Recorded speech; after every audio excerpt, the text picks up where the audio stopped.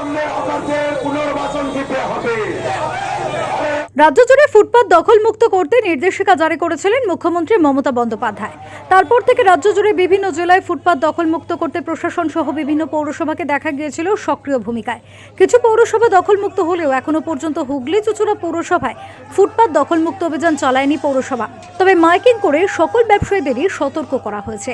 এরপর মঙ্গলবার বিজেপির যুব মোর্চার তরফ থেকে চুঁচুড়ায় হকারদের পুনর্বাসনের দাবি নিয়ে বিক্ষোভ দেখানো হয় হুগলি চুঁচুড়া পৌরসভায়। তাদের দাবি, অবিলম্বে সঠিকভাবে হকার ও ব্যবসায়ীদের পুনর্বাসন দিয়ে দখলমুক্ত করতে হবে শহরকে।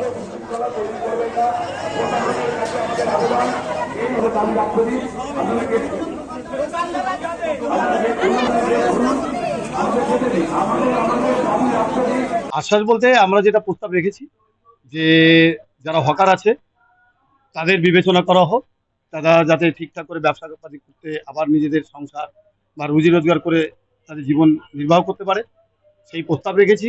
এবং পাবলিকের কথাও রাখা হয়েছে যে পাবলিকও যাতে ঠিকঠাক যেতে পারে, চলাচল করতে পারে, দুপক্ষে যাতে ঠিকঠাকভাবে চলতে পারে সেদিকে বিবেচনা করার জন্য আমরা বলেছি। কেননা সবাইকে নিয়েই আমাদের চলে, তার জন্য সবার সর্বসাকুল্যে উন্নয়নই আমরা চাই।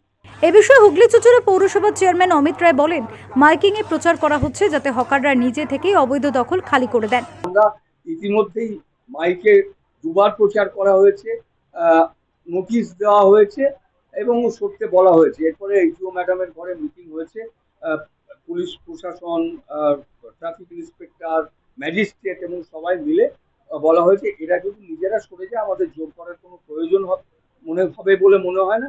আর না সরলে তাদেরকে নোটিশ দিয়ে আমরা মালগুলো সেই যে নির্দিষ্ট জায়গা রাস্তা ছেড়ে তাদের সেইখানে সরিয়ে দেওয়া হবে। হুগলি চুঁচুড়া পৌরসভার হকার উচ্ছেদ ইস্যুতে বারবার উত্তপ্ত হয়েছে রাজ্য রাজনীতি। এবার হকারদের পুনর্বাসনের দাবি নিয়ে হুগলি চুঁচুড়া পুরসভার পুরপ্রধানের কাছে স্মারকলিপি জমা দেয় হুগলি জেলা বিজেপি নেতৃত্ব। হুগলি থেকে সুনন্দা দত্তের রিপোর্ট, ওঙ্কার বাংলা।